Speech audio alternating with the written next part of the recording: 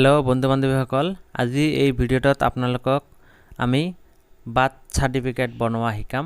প্ৰথমে আপোনালোকে Google Chrome ব্ৰাউজাৰত গৈ অথেন্টিকেট epraman.gov.in/register এই ওয়েবসাইটত ক্লিক কৰিব। ক্লিক কৰাৰ পিছত এই পেজটো খোল খালে ইয়াতে প্ৰথমে আপোনালোকে মোবাইল নম্বৰটো দি দিব। আপোনালোকৰ মোবাইল নম্বৰটো দিয়াৰ পিছত জেনাৰেট OTP আছে তাতে ক্লিক কৰিব। কৰাৰ পিছত বাকিখিনি আপোনালোকে ফিলআপ কৰি দিব। আপোনালোকৰ নাম, ইউজাৰ নেম, পাসওয়াৰ্ড মানে আপোনালোকে যেটো ইউজাৰ নেম দিব আৰু পাসওয়াৰ্ড এটা বনাব। এই পাসওয়াৰ্ডটো আকৌ বনাব দিছে মানে ষ্ট্ৰং ভাবে বনাব লাগিব। তাৰ পিছত জেন্ডাৰ সিলেক্ট কৰিব। কৰাৰ পিছত সাবমিট মাৰিব। তাৰ পিছত আকৌ আপোনালোকে এটা আপোনালোকৰ ৰেজিষ্ট্ৰেচন হৈ গল। এতিয়া আকৌ আপোনালোকে sewasetu.assam.gov.in ত ক্লিক কৰিব। ক্লিক কৰাৰ পিছত এই পেজটো খোল খাব। তাতে লিখা আছে looking for a particular service. ইয়াতে আপোনালোকে বাৰ্থ বুলি লিখিব। BIRTH লিখাৰ পিছত সাৰ্চ কৰিব। লিংক দুটা মই কমেন্ট বক্সত দি দিম আপোনালোকক। দিয়াৰ পিছত ওপৰতত ক্লিক কৰিলে 6 বছৰৰ তলৰ ল'ৰা ছোৱালীৰ বাবে আৰু তলত যেটো এপ্লাই লিখা আছে তাতে ক্লিক কৰিব কাৰণ এয়া 6 বছৰৰ ওপৰৰ মানুহৰ বাবে। তো তাৰ পিছত আপোনালোকে এই পেজটো খোল খালে ইয়াতে লগইনত ক্লিক কৰিব। লগইন/ৰেজিষ্ট্ৰেচন আছে। ইয়াৰ পৰা ৰেজিষ্ট্ৰেচন কৰিব পাৰি। আপোনালোকে ইয়াত লগইনত ক্লিক কৰিব।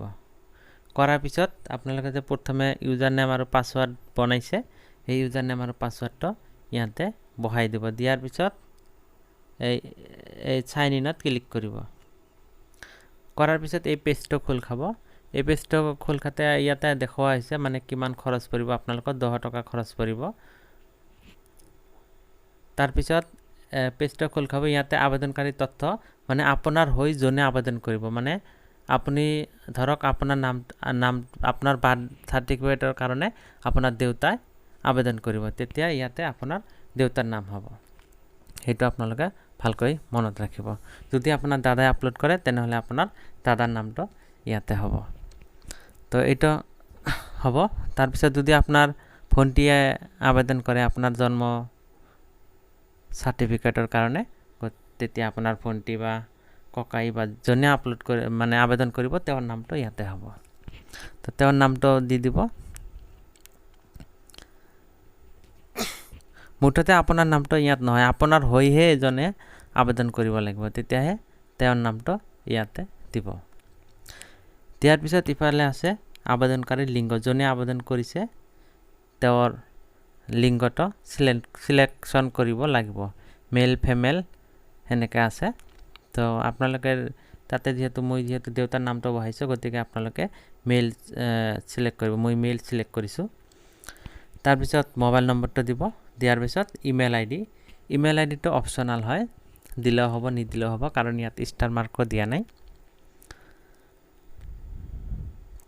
তাৰ পিছত জনে আপোনাৰ কাৰণে আবেদন কৰিছে তেওঁ আপোনাৰ কি হয় মানে আবেদনকাৰী আপোনাৰ কি হয়। মই যেহেতু দেউতা সিলেক্ট কৰিছো গতিকে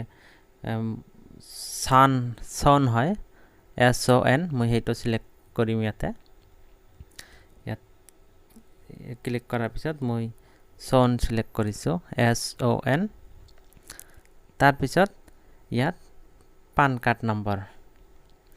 কাৰ্ড নম্বৰটো অপচনাল হয় মানে ৰেড ষ্টিকাৰ দিয়া নাই। এটা দিলেও হ'ব নিদিলেও হ'ব। মই দিয়াই নাই। আপোনালোকে যদি দিব পাৰে দিলে দি দিব নিদিলেও হ'ব।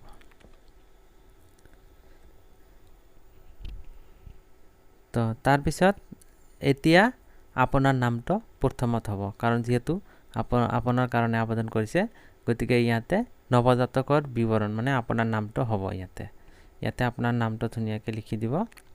তাৰ পিছত জন্ম তাৰিখ মানে জন্ম তাৰিখটো আপোনালোকে জানে কেতিয়া জন্ম হৈছিল। ইয়াতে জন্ম তাৰিখটো সিলেকশন কৰি আপোনালোকে বহাই দিব। জন্ম তাৰিখটো বহাই দিয়াৰ পিছত নৱজাতকৰ লিংগ আপুনি মেল ফিমেল নে ট্ৰেন্সজেন্ডাৰ সেইটো দি দিব মই মেল যেহেতু মেল দিছো তাৰ পিছত পিতৃৰ নাম দেউতাৰ নামটো ইয়াত লিখিব লিখাৰ পিছত মাকৰ নামটো লিখিব দিছে হেয়া লিখিব তাৰ পিছত নৱজাতক ক'ত জন্ম হৈছিল মানে হস্পিটাল হাউস আদাৰ্স চিকিৎসালয় ঘৰ বা অন্যান্য ঠাইত জন্ম হৈছিল ইয়াতে আপোনালোকে হস্পিটাল যদি লিখে মানে হস্পিটাল বহাই দিলে ইয়াত হস্পিটালৰ নাম লিখিব লাগিব গতিকে আপোনালোকে ইয়াত হাউস বহাই দিয়া ভাল হয় যেহেতু আগত বহুতৰে ঘৰতে জন্ম হৈছিল গতিকে মই তাতে হাউস দিলে ইয়াতে ঘৰৰ ঠিকানাটো দিব লাগিব আৰু তাতে যদি হস্পিটাল সিলেকশন কৰে তেতিয়া ইয়াত হস্পিটালৰ নামটো দিব লাগিব হেনেকৈ দিব তাৰ পিছত পলম হোৱাৰ কাৰণ কিয় আপোনাৰ জন্ম তাৰিখটো মানে জন্ম সাৰ্টিফিকেটটো ইমান দিনে বনোৱা হোৱা নাই ইয়াতে জাস্ট এনে এটা কিবা এটা কাৰণ আপোনালোকে দিব তাৰ পিছত আপোনালোকৰ ৰাজ্য সিলেক্ট কৰিব লাগিব আমি যেহেতু অসমৰ হয় ইয়াত অসম থাকি যায় অটোমেটিক্যালি কেতিয়াবা যদি না থাকে আপোনালোকে সিলেকশন কৰি ল'ব তাৰ পিছত ডিস্ট্ৰিক্ট আপোনালোকে কোন জিলাত বসবাস কৰে আপোনাৰ নিজা জিলাখন সিলেকশন কৰি ল'ব কৰাৰ পিছত সাৰ্কেল অফিস মানে ৰাজহ চক্ৰ বিষয়াৰ কাৰ্যালয় ইয়াত ডিস্ট্ৰিক্ট সিলেক্ট কৰাৰ পিছত ইয়াত ক্লিক কৰিলে সাৰ্কেল অফিসটো আহি যাব তেতিয়া আপোনালোকে ইয়াত ক্লিক কৰি সিলেকশন কৰি ল'ব তাৰ পিছত আপোনাৰ গাঁওখনৰ নাম লিখিব লাগিব আৰু যদি টাউনত থাকে তেতিয়া টাউনৰ নাম লিখিব লাগিব এইখিনি কৰাৰ পিছত আপোনালোকে পিন কোড বহাই দিয়াৰ পিছত ইয়েছত ক্লিক কৰিব লাগিব কৰাৰ পিছত এই পেজটো খোল খাব সেভ এণ্ড নেক্সট তাতে ক্লিক কৰিছে তাৰ পিছত এই পেজটো খোল খাইছে খোল খোৱাৰ পিছত ইয়াত আপোনালোকক বহাব দিছে register hospital private certificate register বাতৰ মানে আপোনালোকৰ জন্মৰ প্ৰমাণ হিচাপে যিকোনো এটা সাৰ্টিফিকেট বহাই দিব আপোনালোকে যেহেতু ইয়াত 6 বছৰৰ ওপৰত স্কুল সাৰ্টিফিকেট দিলেও হ'ব নাইবা যদি মেট্ৰিক পাস কৰিছে তেনেহলে মেট্ৰিকৰ সাৰ্টিফিকেট ইয়াতে দি দিব ইয়াত ব্ৰাউজ বুলি লিখা আছে তাতে ক্লিক কৰিব কৰাৰ পিছত মিডিয়াত আহিব মিডিয়াত ক্লিক কৰি আপোনালোকৰ গ্যালাৰীৰ পৰা সিলেকশন কৰি ল'ব পাৰিব ফটো তাৰ পিছত 2 নম্বৰটো সেম কথা school certificate admit card school certificate যদি আপোনালোকে মেট্ৰিক লৈকে পৰীক্ষা দিয়া নাই তেতিয়া আপোনাৰ স্কুল সাৰ্টিফিকেট 7 বা 8 বা জি পাস কৰিছে সেই সাৰ্টিফিকেটখনে দিব পাৰিব তাৰ পিছত ইয়াতে এটা এফিডেভিট লাগিব আপোনালোকক এফিডেভিটখন আপোনালোকে কোৰ্টৰ পৰা বনাব লাগিব মুঠতে মানে যিকোনো এজন উকিলক ধৰিলে এই উকিলৰ জৰিয়তে আপোনালোকে এফিডেভিট বনাব পাৰিব আৰু এফিডেভিটত মেজিষ্ট্ৰেটৰ সিগনেচাৰ লাগিব হেয়া কোনো ডাঙৰ কথা নহয় উকিলে ইয়া এফিডেভিটটো বনাই দিব পাৰিব আপোনালোকক affidavit duly sign by the মেজিষ্ট্ৰেটে সাইন কৰি হ'ব লাগিব এটা উকিলে আপোনালোকক বনাই দিব চিন্তা নাই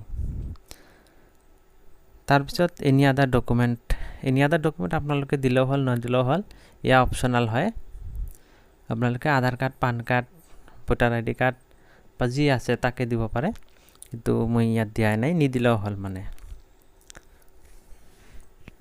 এটো কৰাৰ পিছত আপলোড এইকেইটা আপলোড কৰাৰ পিছত এনেকা হ'ব এনেকা পেজটো খোল খাব ইয়াৰ পিছত যদি আপোনালোকক কিবা এডিট কৰিব লগা হয় তেনেহলে ইয়াতে এডিটৰ অপচন আছে যদি কিবা এডিট কৰিব লগা হয় এই পেন্সিল এডিট বুলি লিখা আছে তাতে আপোনালোকে ক্লিক কৰিব ক্লিক কৰি এডিট কৰিব পাৰিব আৰু যদি এডিট কৰিব নালাগে তেনেহলে ডাইৰেক্ট মেক পেমেন্টত ক্লিক কৰিব কৰাৰ পিছত ইয়াতে আপোনালোকৰ চাৰ্জ 10 টকা বুলি আহিছে পে নাও তেতিয়া ক্লিক কৰিব পে নাওত ক্লিক কৰাৰ পিছত তলত পেমেন্ট গেটওয়ে ইন্টাৰনেট বেংকিংত অটোমেটিক্যালি সিলেকশন হৈ থাকে তাৰ পিছত আপোনালোকে পেমেন্ট গেটওয়ে বুলি আছে যে ইয়াতে ক্লিক কৰিব কৰাৰ পিছত আপোনালোকে ইয়াত বেংক সিলেক্ট কৰিব ল'ব লাগিব কোন বেংকৰ এটিএম বা এটিএমৰ যোগেদি বা ইউপিআই বা আপোনালোকে একাউণ্টৰ যোগেদি পইচাটো দিব তাতে এক্সিস ইজিপে যেনেকৈ সিলেকশন কৰা হৈছে আপোনালোকে ইয়াত যি কোনো বেংক সিলেকশন কৰি ল'ব পাৰে ইয়াত বিভিন্ন ধৰণৰ বেংক আছে Assam Gramin Vikash Bank Punjab National Bank HDFC bank যিকোনো ধৰণৰ বেংক ইয়াতে আছে আপোনালোকে সিলেকশন কৰিব লাগিব তাৰ পিছত টাৰ্ম এন্ড কন্ডিশন আছে ইয়াতে ক্লিক কৰি লব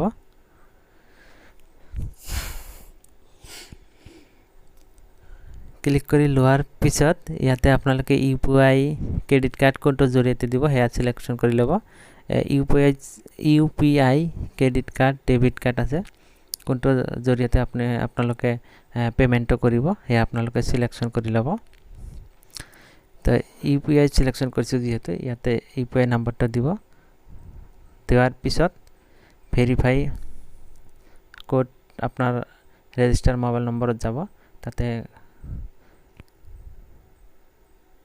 কোডটো ইয়াতে আছে এই কোডটো ইয়াতে বহাই দিব লাগিব দিয়াৰ পিছত তলত লিখা আছে কন্টিনিউ তাতে আপোনালোকে ক্লিক কৰিব কৰাৰ পিছত এই পেজটো খোল খাব